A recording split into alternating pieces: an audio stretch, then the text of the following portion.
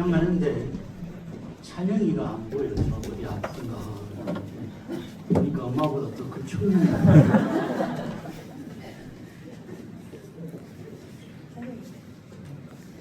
저는 나이 드는 거 실감이 잘 안 납니다. 아직도 한 50대 후반 같지 않아요? 아이들 커가는 거 보니까요. 아, 내가 늙어가고 있구나. 그걸 느껴요. 어쨌든 우리는 그 사람은 늙어가도 우리 차세대들이 자꾸 자라가고 젊은이들이 점점 성숙해져 가고 이런 모습이 주님 보실 때 아름다운 모습인 줄로 믿습니다. 5절을 같이 한번 너희 중에 누구든지 지혜가 부족하거든 모든 사람에게 높이 주시고 꾸짖지 아니하시는 하나님께 구하라 그리하면 주시리라. 어떤 사람은 앞뒤가 안 맞다 그래요. 왜냐하면 4절에는 부족함이 없을 것이다 그래 놓고 5절에는 부족하거든 또 그런다는 이야기예요. 4절과 5절 한번 볼까요? 인내 온전히 이는 너희를 온전하고 무비하여 조금도 부족함이 없게 하려 함이라. 너희 중에 누구든지 지혜가 부족하거든 모든 사람에게 높이 주시고 꾸짖지 아니하시는 하나님께 구하라 인내하면 주시리라. 네, 인내하면 온전하고 아무 부족함이 없게 해주실 것이다. 그래 놓고 너희 중에 지혜가 부족하거든. 그러니까 앞뒤가 안 맞다는 그런 사람도 있어요. 그런데 헬라어 원문 성경에 보면 4절과 5절 사이에 그러나 이런 단어가 들어가 있어요. 근데 우리말로는 번역을 안 했어요. 연결이 되는 말씀이에요. 또 어떤 사람은 시험과 지혜가 뭔 상관이 있냐? 그런 사람도 있어요. 그런데 대부분의 시험이 언제 옵니까? 우리가 지혜롭지 못해서 후회하는 길을 갈 때가 많아요. 시험에 들기도 하고 손해볼 길을 가는 거예요. 지혜와 분별력이 있으면 손해볼 길 안 가죠.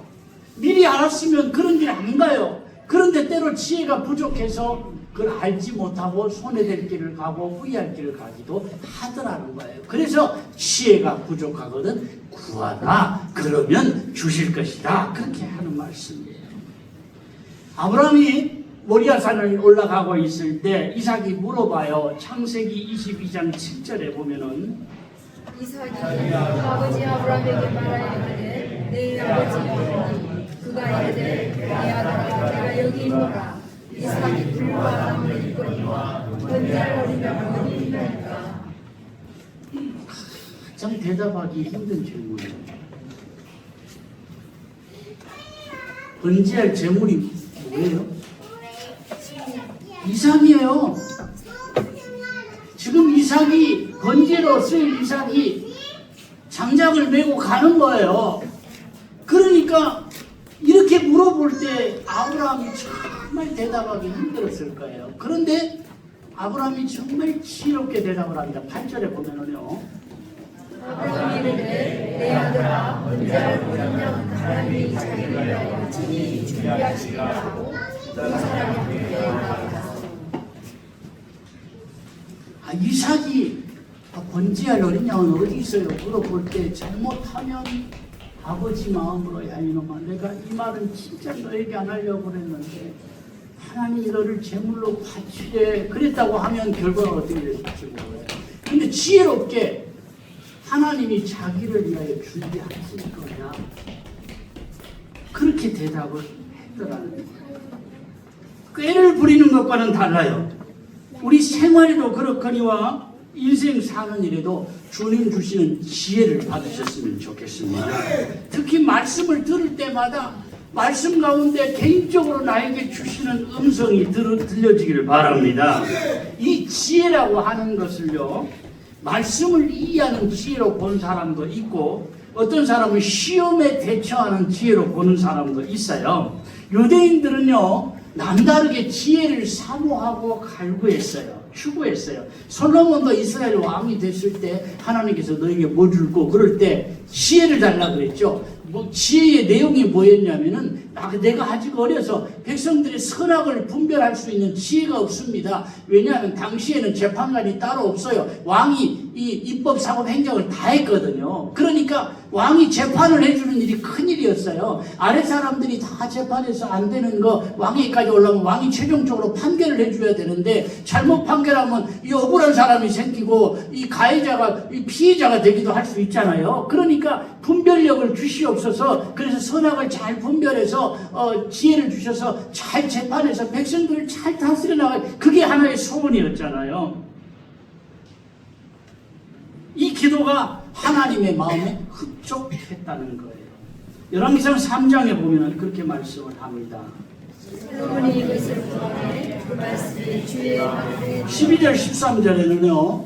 내가 내 말대로 내게 지혜를 주옵소서.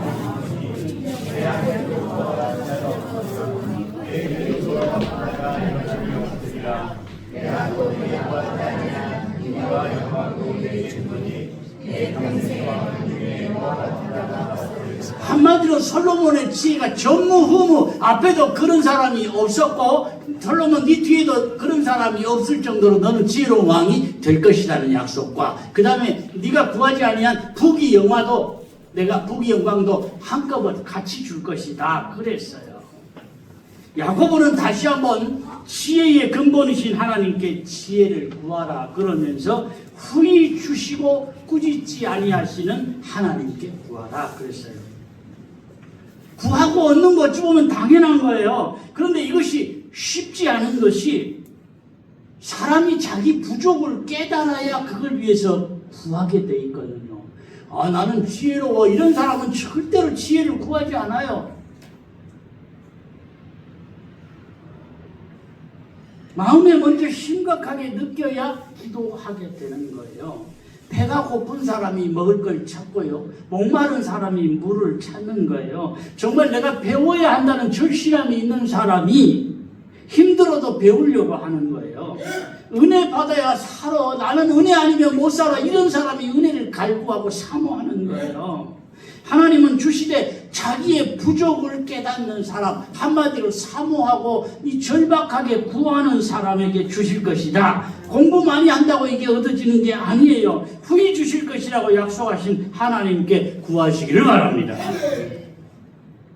저하고 절친한 사람이 저에게 100만 원만 빌려달라고 할 때 어찌 보면 100만 원은 큰 돈은 아니에요. 그런데 그럴 때 제가 빌려줄 것 같습니까? 안 빌려줄 것 같습니까? 질문 가운데 참 어려운 질문이죠.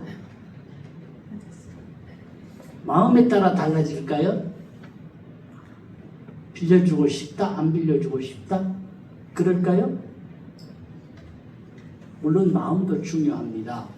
그런데 내가 100만 원을 내 수중에 있느냐 없느냐 여기에 따라 달라진다는 거예요. 마음은 정말 빌려주고 싶은데 당장 없어요. 그러면 못 빌려주는 거잖아요. 왜 이런 말을 하느냐? 해나 달이나 바위나 나무 앞에 복을 달라고 비는 사람이 많지만 만든 조각 앞에서 복을 주옵소서 손이 닳도록 빌어보지만 달을 향해서 백일 기도를 해보지만 그런 것들이 복을 줄 수는 없다는 거예요. 왜? 가진 게 없으니까. 달이 가진 게 뭐 있고 나무나 돌이 또는 만든 조각이 가진 게 뭐 있어서 복을 줄 수가 있겠느냐. 정성을 보면 주고 싶어도 그들은 가진 것도 없고 줄 수 있는 복도 없다는 얘기예요. 그래서 이사야 65장에는 이렇게 말씀을 해요.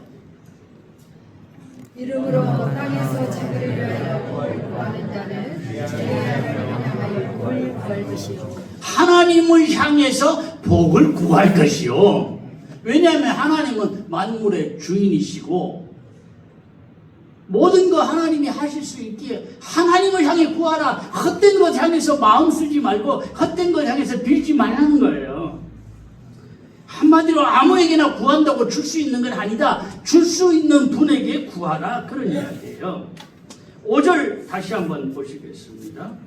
너희 중에 누구든지 지혜가 부족하거든 모든 사람에게 후히 주시고 피하게 하시는 하나님의 구하라. 왜냐하면 주시리라. 힘이 될 만한 사람 찾지 말고 다른 것 의지하지 말고 하나님 붙들고 하나님 주신 약속 붙들고 사셨으면 좋겠어요.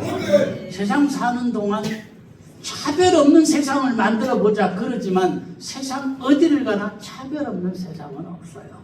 잘 사는 나라에도 차별이 있고요. 못 사는 나라에도 차별은 있어요. 남아공 같은 나라는요, 우리가 흔히 못 사는 나라로 알고 있지만 잘 사는 사람들은 엄청나게 잘 살아요. 부자들은요, 뭐 집이 몇백억씩 되는 집의 풀장은 기본이고요. 집이 얼마나 좋은지 막 200억, 300억 되는 그런 집에서 살기로 해요. 하늘에서 보면요, 이렇게 가운데 숲이 있고요. 이쪽 동네는 한자집들이 따닥따닥따닥 붙어있는 못 사는 사람들. 이쪽에는 그냥 큼직큼직한 저택들이 쫙 늘어져 있고요. 완전히 사는 지역 자체가 잘 사는 사람하고 못 사는 사람하고 완전히 분리되어 있을 만큼 차별이 심해요. 부분적으로 다르지만 어느 나라, 어느 세상에 가도 차별은 있어요. 그러나 하나님은 사람 차별하지 아니하시는 하나님. 후히 주신다는 뜻이 뭘까요? 후히가 뭘까요? 후히. 풍성하게, 넉넉하게, 누르고 흔들어서 넘치도록 그런 이야기예요. 주님 주실 때 쪼글쪼글하게 안 주신다는 거예요. 내 그릇이 부족해서 그렇지 하나님은 크신 하나님, 넉넉하신 하나님, 그릇대로 채워주시는 하나님, 누르고 흔들어서 더 주시기를 원하시는 하나님, 내가 믿을 뿐 아니라 기도했더니 정말로 넘치게 주시더라, 생각했던 것보다 더 좋은 것으로 주시더라, 이것이 나의 체험이 되고 간직이 되시기를 축원합니다.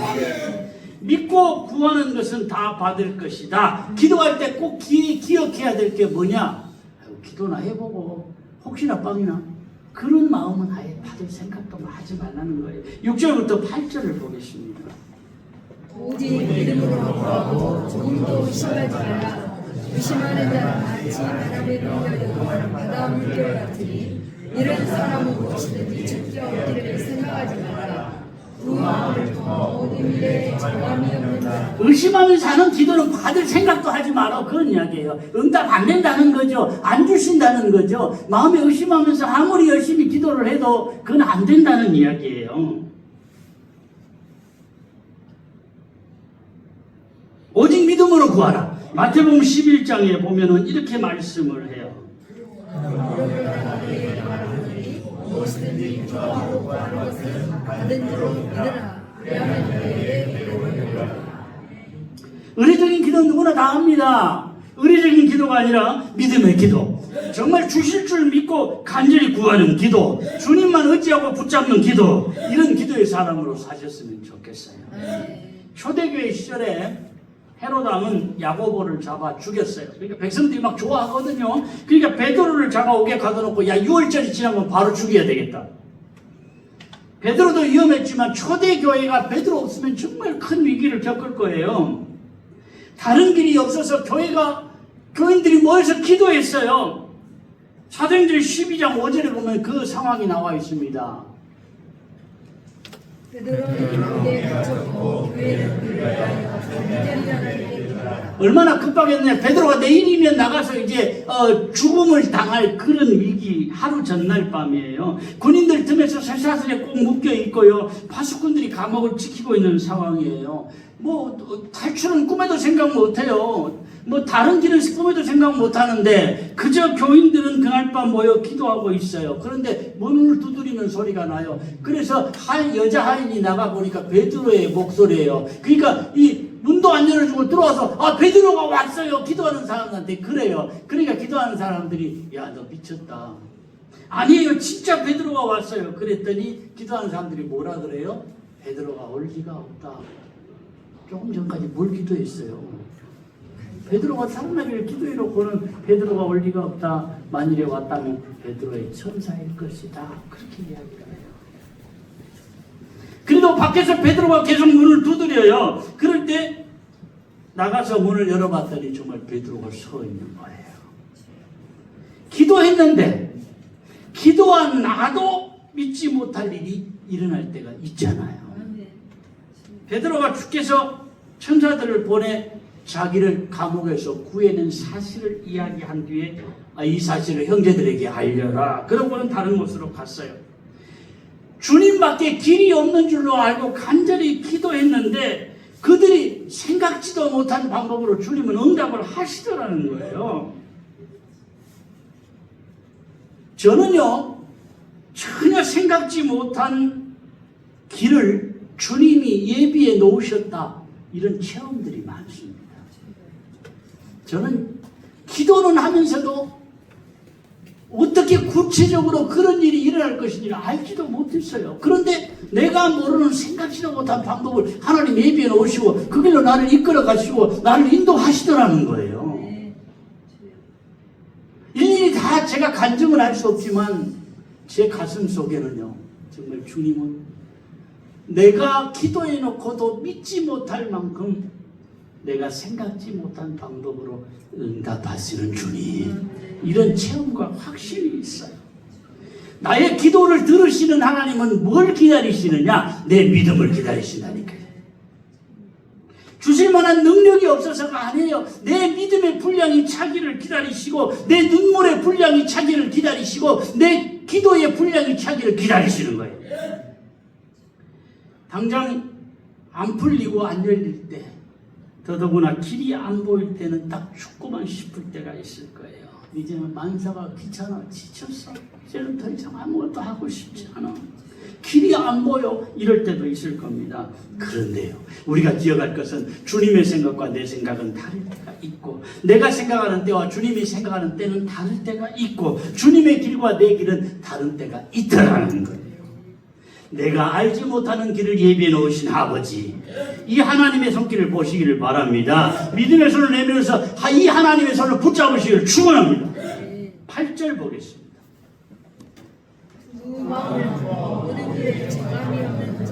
두 마음 품지 말라 그랬고요.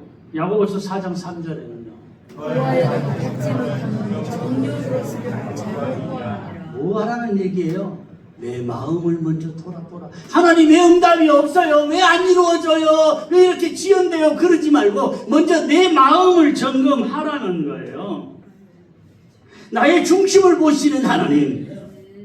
기도는 말을 조리 있게 한다고 응답되는 게 아니에요. 우리의 중심을 보시고 우리의 절박한 그 마음을 보시고 이루어 주시는데, 서울에 목사님 가운데 두 팔이 없고요, 두 눈이 없는 목사님이 있어요. 저는 지금까지 그런 목사님 본 적이 없어요. 한 팔이 없는 목사님은 저하고 같이 오랫동안 같은 교회에 있어서 알아요.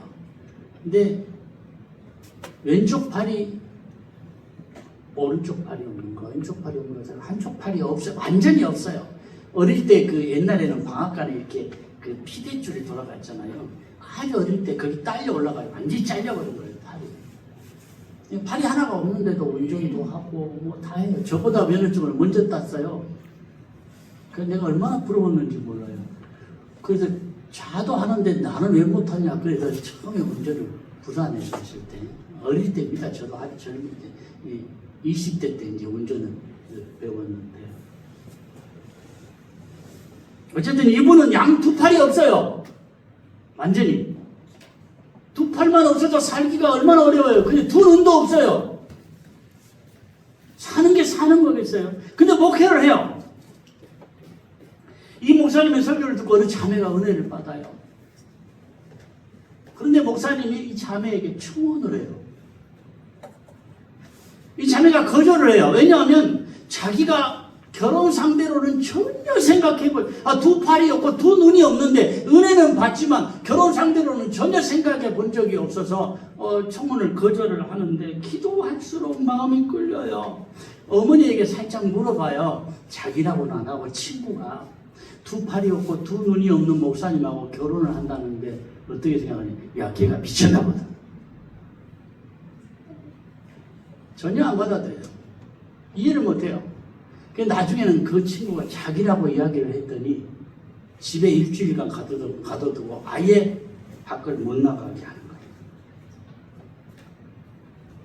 두 사람이 금식 기도를 준비하고 집에서는 쫓겨나게 됩니다. 그 결혼을 해요. 돈도 없이 그냥 오죽했겠어요. 결혼하는데 집안 식구들이 한 명도 안 왔어요. 인정 안 한다는 거죠. 쫓겨나서 그냥 둘이 결혼을 해서 산 거예요. 그런데 하나님의 은혜로 이 교회가 건축을 하고요. 교인들이 한 1,500명쯤 모이는 큰 교회로 성장을 하는 거예요. 그래서 친정 식구들이 다 믿어요. 이제는 도대체 내 동생이 미친 예수가 누구냐. 그래서 호기심에 와보기도 하고, 한때 머리카락까지 잘라서 오빠가 내쫓았는데 그 오빠가 똑똑한 오빠예요. 연세대학교 연세대학원을 나와서 큰 학원을 하던 오빠인데 예수 믿고 나서 은혜를 받고요. 이 사람이 다 치우고, 큰 학원하면 돈 많이 벌거든요. 이거 다 치우고 목회자가 된 거예요. 오빠도. 이 사람이 누구냐? 서울 삼보교회 박창윤 목사입니다. 사모님하고 둘이 찍은 사진이에요. 양복을 입으니까 양팔 없는 거는 표가 안 나는데, 눈은 이제 없는 거 그대로 할 수 없으니까 그냥 이렇게 선글라스를 쓰고 보통 사진을 찍어요. 눈물을 흘리면서라도 씨를 뿌리는 자는 기쁨으로 단을 거둘 것이다. 살아계신 하나님은 정말 믿음으로 살려고 애쓰는 종들의 눈물과 헌신과 그 절박한 마음을 결단코 외면치 아니하실 줄로 믿습니다. 5절을 다시 한번 보겠습니다. 너희 중에 누구든지 지혜가 부족하거든 모든 사람에게 흔히 주시고 잊지 아니하시는 하나님께 구하라. 그리하면 주시리라. 하나님의 때를 잘 기다리시길 바랍니다. 믿음으로 하늘의 보좌를 움직이며 하나님의 손길을 앞당기시기를 축원합니다.